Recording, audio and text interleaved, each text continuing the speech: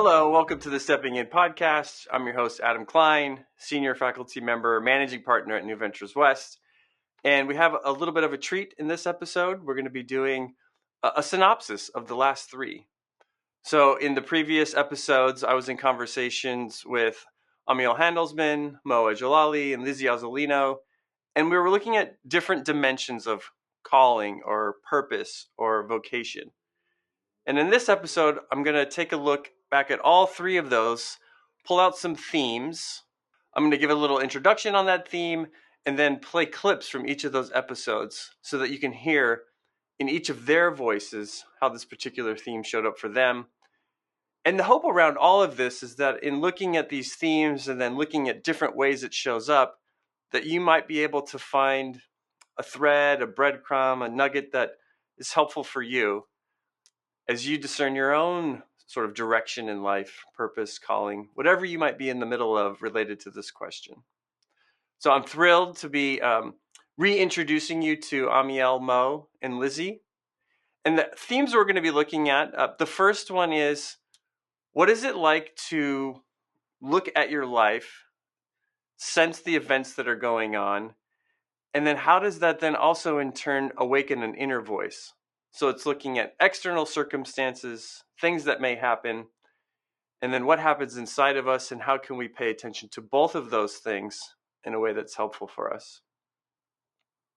The second theme is looking at how we can really turn toward difficulty or resistance in a way that can be helpful for us. Not to say that it's going to be easier, but that it might be more generative and help us on our path forward.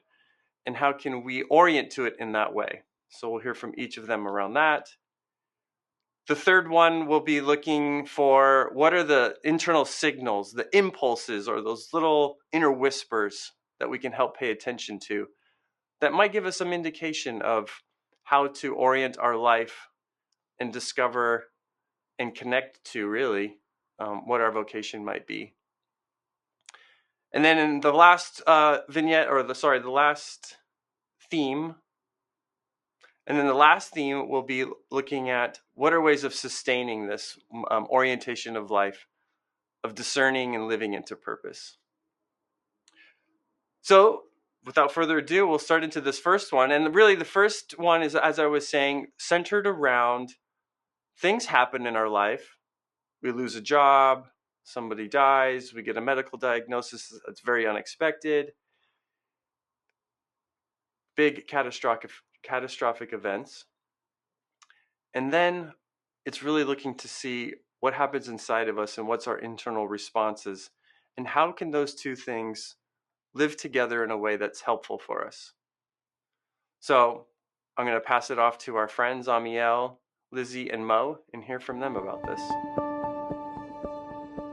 It's kind of this whiz kid boy wonder. The company went from 0 to 30 people. We were a multi-million-dollar company. I was literally a poster boy. Microsoft had a big conference in Washington, D.C., and they put up my picture on posters across the D.C. metro. Like I was literally a poster boy. And then the company collapsed. And in 2009, we were overextended. We were doing ecosystem recruiting, essentially I overextended everything, and suddenly I found myself in a position that I had kind of gone through this process of becoming a certain type of leader, operating in a certain way that was very aggressive, very kind of alpha male, gangster-like, ruthless-like, reinforced through some of the different coaches and folks that I considered mentors at the time. And when the company collapsed, I found myself still operating like that. I still had this mentality, and when I would look at myself in the mirror, I didn't like who I'd become, and I was disgusted, and I wouldn't hang out with myself. I was like, who is this guy? But I didn't have the company to hide behind. I didn't have a reason to operate that way or be that way. And so went through a very difficult time. I was financially the most successful in my peer group and my family, and suddenly I got wiped out, flipped upside down.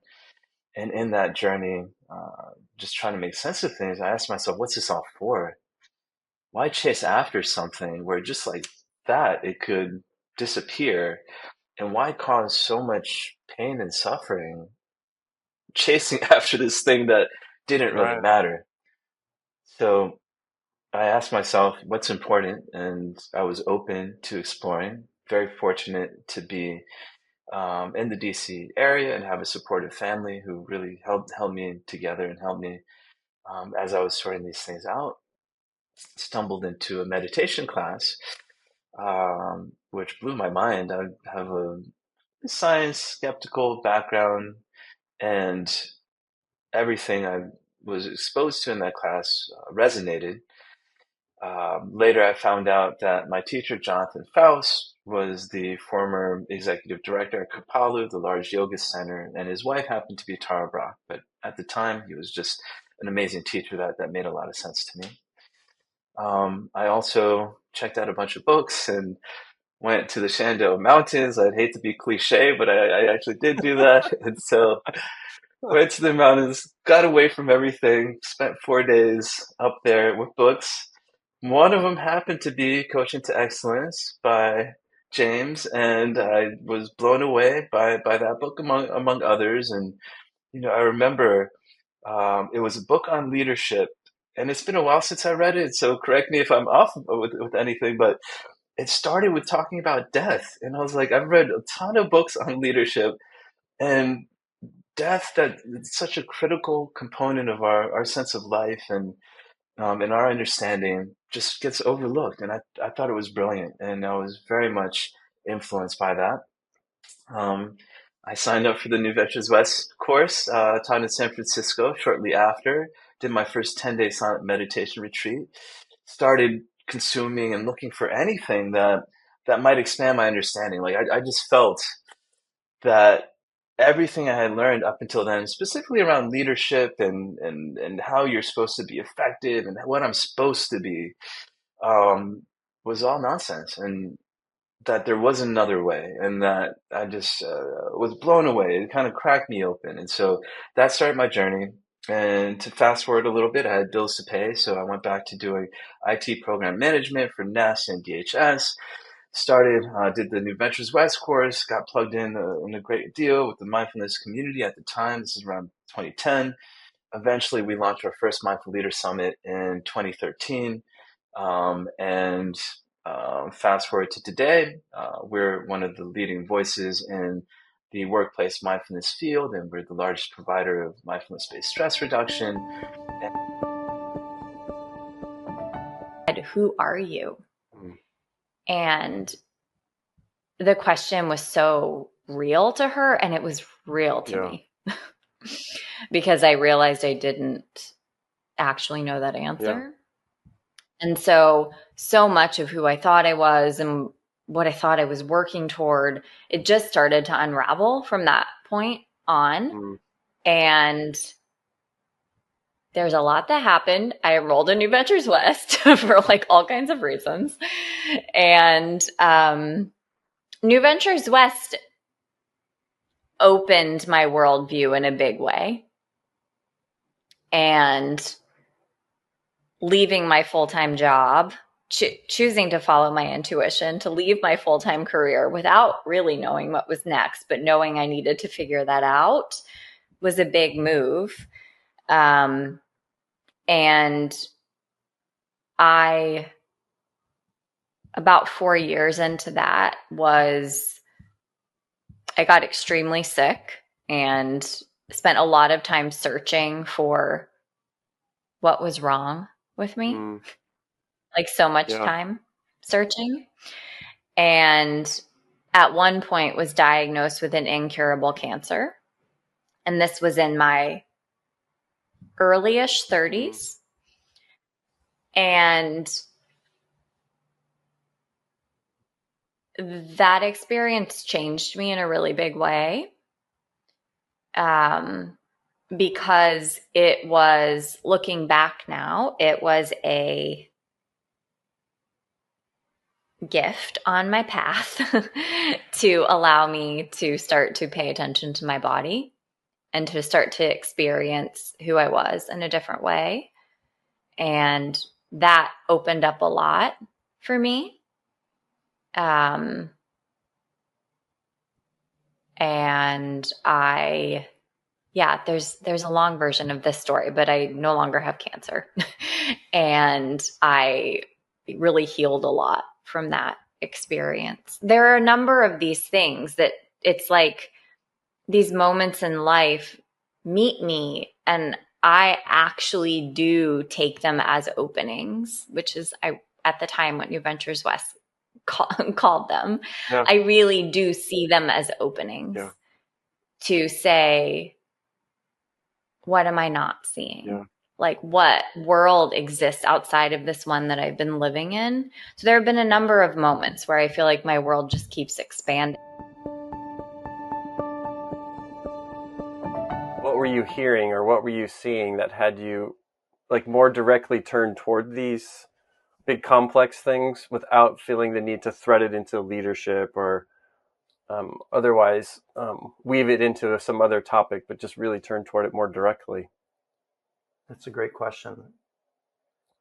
Just to reflect on that, I think since I turned 50, or since I became aware that I was going to turn 50, like 6 months before that, which is now going back 4.5 years, I became aware of,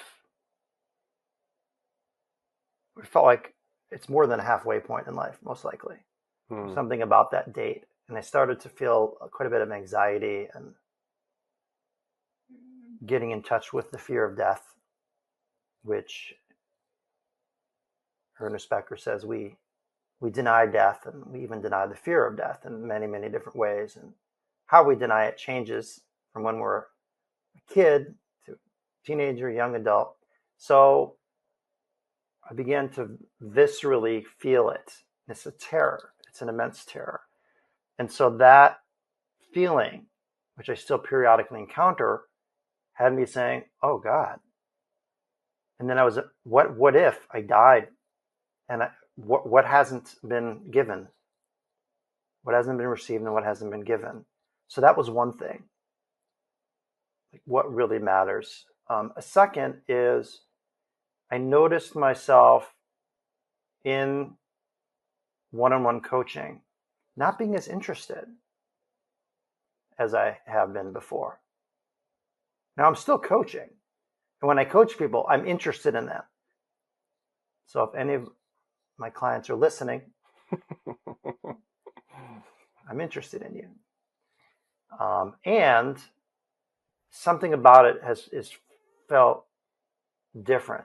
Like I don't have enthusiasm to start with new people. And right now I'm just working with people that I've worked with in the past. It's very different. Yeah.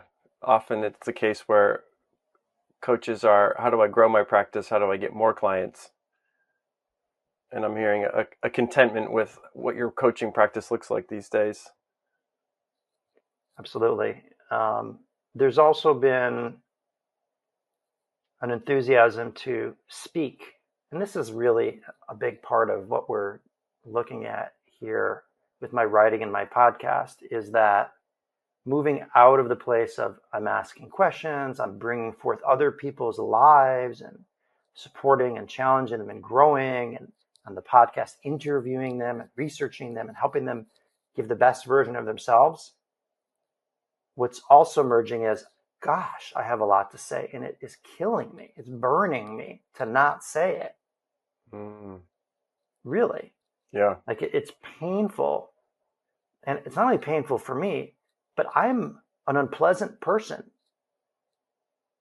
When I'm not saying things that are coming through me, thoughts about the world, passions, perspectives, critiques, those are going into my conversations with my family and my friends. And things are leaking out. Power is leaking out in strange ways. This is what I've noticed. And I've not noticed it in that way. I've noticed it that when I feel like I'm expressing myself, I'm more pleasant to be around. It's only by writing more fully and sharing my perspective, even in my podcast, that I realize for the next hour, 4 hours, couple days, hey, it's all good. I feel great. I don't need anything from people. Yeah. I'm just here. And that's so different. Because when I need something and I'm not getting a chance to respond to the call, respond to the calling, then I'm looking for it in these other interactions. And that doesn't go so well, I think. All right, I hope that was helpful for you, listening into their different stories about external events and what happened for them. And maybe taking a moment for yourself to think about what's going on in your life. How is that then showing up internally for you around what you're thinking and feeling? And what sense might you make of that? That could be helpful. The second theme we're going to look at is really difficulty, which we all face in differing degrees. Sometimes it feels like it's all difficulty for a long time. And what is it to have that be something that can be helpful for us? So one of the ways I sometimes talk about difficulty is it's like a massage. And sometimes a massage has those moments when it can feel a little intense because we're really tight. So sometimes difficulty can be that type of pressure point, trying to work something out in us that we're needing to learn about ourselves or how we are orienting to life that we might be able to let go of. Another way of looking at difficulty is how can we internally find some resourcing, some ease, some stability that helps us feel more supported and at ease as we turn toward difficulty. And then the last one is just how can we keep with some kind of resilience and be persistent about it. So you're going to hear from Amiel, Mo, and Lizzie around this idea of difficulty and how it can support us and how it impacted their journey.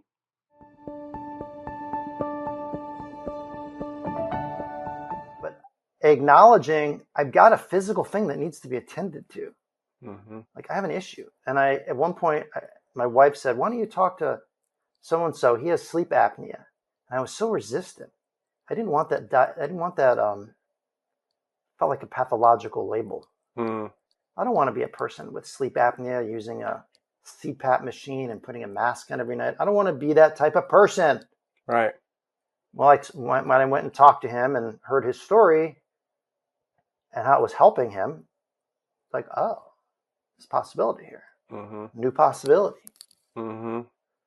And so I went and got tested, and sure enough, I had sleep apnea. So I started using it, and I've been very compliant, as they say. You got to be compliant. But I think that a lot of us have things, as you said, being confronted with. Like she confronted me with it, and my own just moods in the morning confronted me with it. There's something here that needs to be attended to. And so now that is a practice. I mean, the mask doesn't put itself on.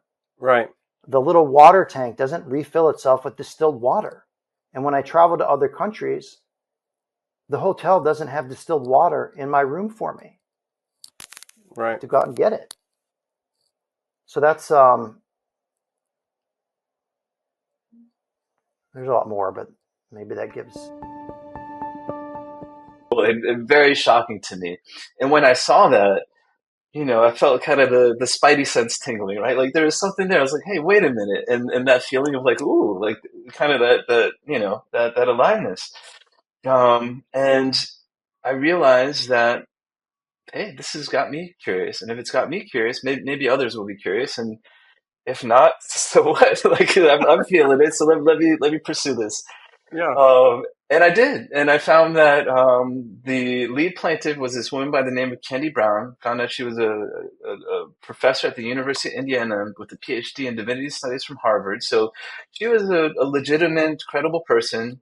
And I engaged with her over email. Next thing you know, we did a one-on-one interview for an online event that we were doing. She did an article for us, and I was just mind blown. It was refreshing and exciting, and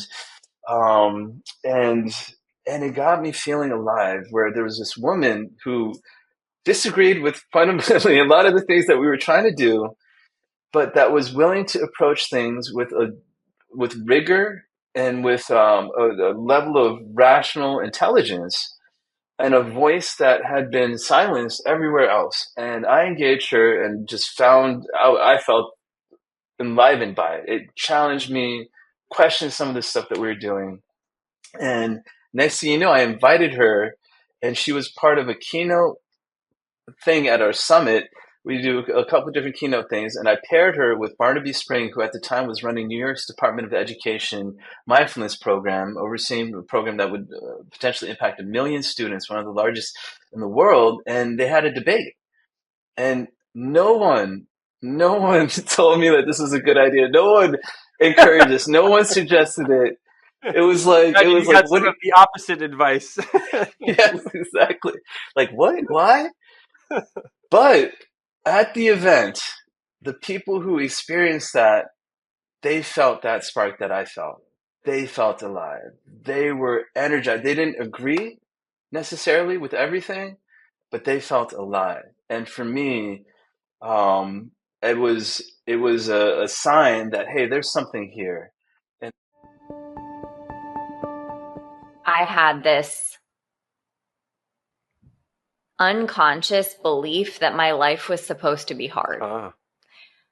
That I was the person that my value was because I could experience these miraculous things through the hardest moments. Being diagnosed with an incurable cancer, like the countless things where I've overcome through really hard things,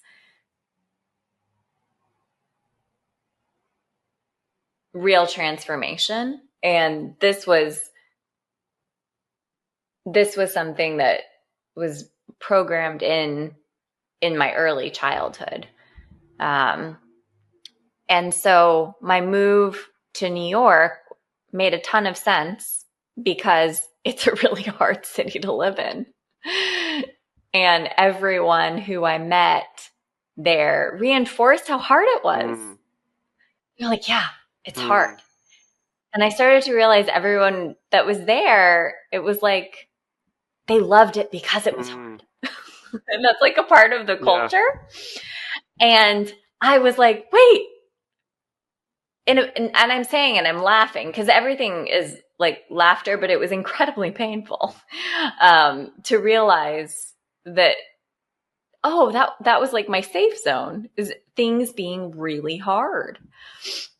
And so I ended up writing a letter to myself that I am now trusting that the things that are truly meant for me will happen with ease. And which doesn't mean it's not hard work, because it's a different kind of hard, but it's a trusting in the process and like meeting life in each moment, and just a completely different embodied experience. Yeah.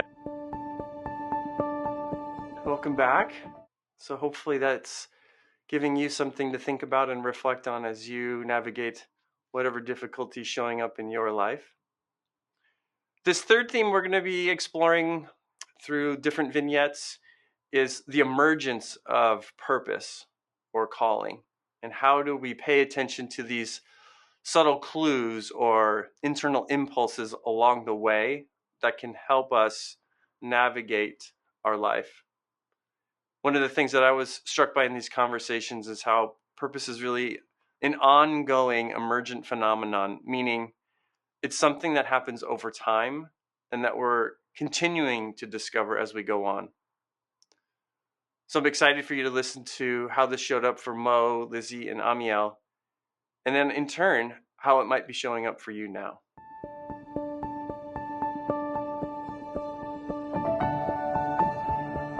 I would say a really significant shift for me in every chapter of my life has been learning to trust what I know is real and express that and manifest that. And in early childhood and then in early adulthood, most likely leading up to the point that I met you at New Ventures West training, I knew the truth, but I shared it out of fear and out of a need to control, out of a need to protect myself, from more of a place of lack. And now I have come into this gift of seeing the truth in people and in systems and in our world, and sharing it when the time is right, when the invitation is there, and from my heart entirely. So from a place of wholeness. And so much of what I know about myself is I'm here to be a storyteller and to help us all through this collective transition to really know and be ourselves individually and collectively in a new way. And I do that through stories, and I do that through personal stories, and I do that through helping people and groups change how they've seen their path.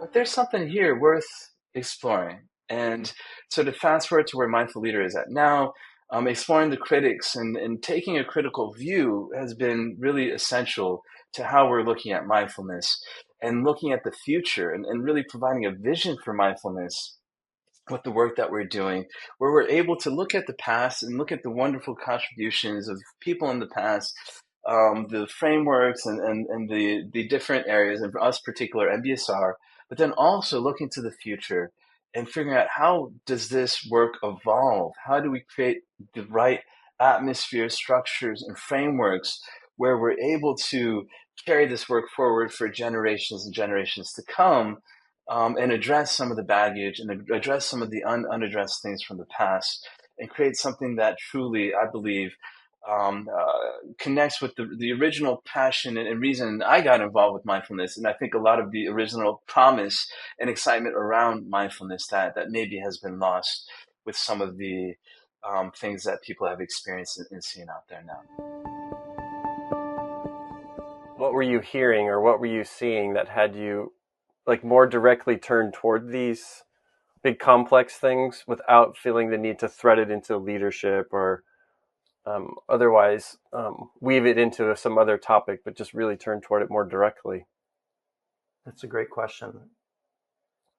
Just to reflect on that, I think since I turned 50, or since I became aware that I was going to turn 50, like 6 months before that, which is now going back 4.5 years, I became aware of,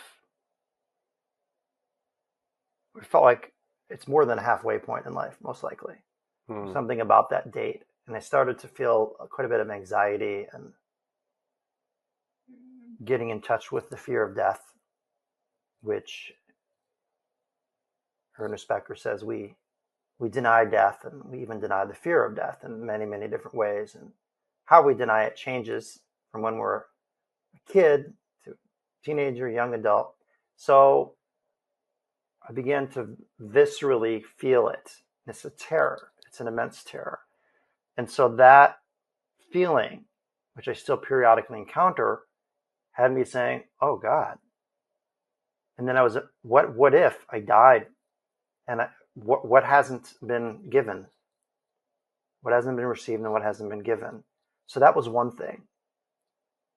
Like, what really matters? A second is I noticed myself in one-on-one coaching not being as interested as I have been before. Now I'm still coaching. And when I coach people, I'm interested in them. So if any of my clients are listening, I'm interested in you. And something about it is felt different. Like I don't have enthusiasm to start with new people. And right now I'm just working with people that I've worked with in the past. It's very different. Yeah. Often it's the case where coaches are, how do I grow my practice? How do I get more clients? And I'm hearing a contentment with what your coaching practice looks like these days. Absolutely. There's also been an enthusiasm to speak. And this is really a big part of what we're looking at here with my writing and my podcast, is that moving out of the place of I'm asking questions, I'm bringing forth other people's lives and supporting and challenging them and growing, and on the podcast interviewing them and researching them and helping them give the best version of themselves. What's also emerging is, gosh, I have a lot to say, and it is killing me. It's burning me to not say it. Really. Yeah. Like it's painful. And it's not only painful for me, but I'm an unpleasant person. When I'm not saying things that are coming through me, thoughts about the world, passions, perspectives, critiques, those are going into my conversations with my family and my friends. And things are leaking out. Power is leaking out in strange ways. This is what I've noticed. And I've not noticed it in that way. I've noticed it that when I feel like I'm expressing myself, I'm more pleasant to be around.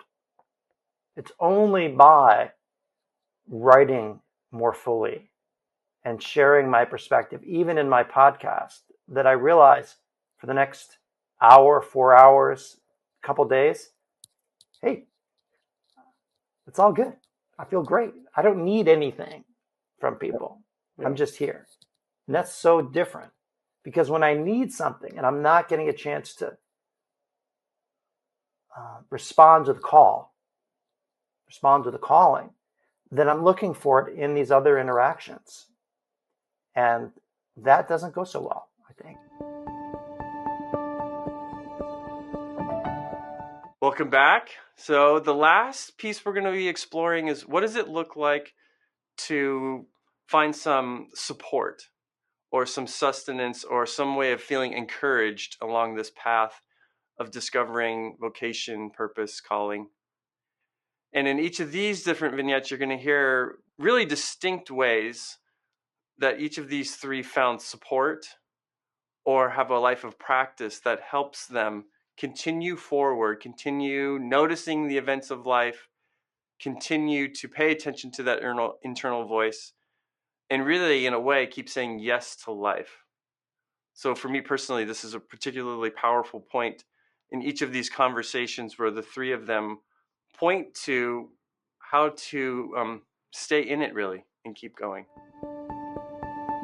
But there's something here worth exploring. And so to fast forward to where Mindful Leader is at now, exploring the critics and taking a critical view has been really essential to how we're looking at mindfulness and looking at the future and really providing a vision for mindfulness with the work that we're doing, where we're able to look at the past and look at the wonderful contributions of people in the past, the frameworks and the different areas, and for us particular MBSR, but then also looking to the future and figuring out, how does this work evolve? How do we create the right atmosphere, structures, and frameworks where we're able to carry this work forward for generations and generations to come, and address some of the baggage and address some of the unaddressed things from the past, and create something that truly, I believe, connects with the original passion and reason I got involved with mindfulness. And I think a lot of the original promise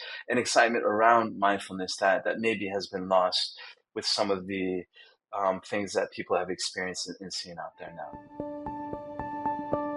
And the other thing I'm appreciating as you've been talking, because you've been talking about this time span of 20 years, 30 years, 25 years,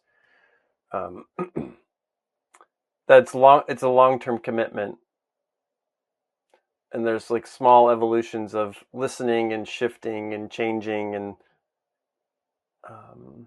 some of them are micro, and then they kind of lead to a big change or a more noticeable pivot. But that noticeable pivot didn't just appear out of nowhere. It's been supported by small things along the way, little ways of listening, little ways of turning towards sleep or diet or food or intake practices in the morning. So the I guess what I'm getting to is like consistency over a long time really supports some of what I'm feeling in this more now, like more externally noticeable shift or pivot in how your work is showing up. But it didn't just appear. Right. Yeah. So interpreting my story as a case for ongoing long-term deliberate practice would be a good and hopefully useful interpretation. I want to just say a couple things about that, because I have dived into deliberate practice as not taking it from Buddhism or something like that, but taking it from sports, music, performing arts, math, that reps matter. Getting in your reps, whatever it is your practice, really, really matters. Yes. And you don't always have to believe the yes. Yeah. That's another thing. Sometimes you can just say the yes and just do it. And then all of a sudden you realize it's happened. Right. or you start to catch up to the yes. So one of the things that I always do when something becomes very important to me is I share it with as many people as possible. Beautiful. And like words create momentum. Words are energy. It's like the act of sharing is creation. And so sharing what it is you're up to, a dream you have, it really does create a lot of momentum. And then people love to support you with dreams. Right. It's true. I believe that's true. Yeah. So we're coming to a close for this particular episode. Again, the intention here is to really draw out how in each of our lives this question of purpose or vocation is going to be very distinct. So in Amiel, Mo, and Lizzie's stories, there's, themes and also lots of particularities. So sometimes we can maybe have questions about, well, why isn't it working like it worked for that person? Or how can I learn from them so that can apply directly to me? So while there may be themes, there's also uniqueness. So one of the questions I invite you into as you're discerning this for yourself is, how do these themes become helpful for you? And then also, what's particular about your life and how do they show up in a unique way given who you are and the circumstances of what you're living in? And in closing, I want to leave us all with a poem by Rilke, which I think speaks to this.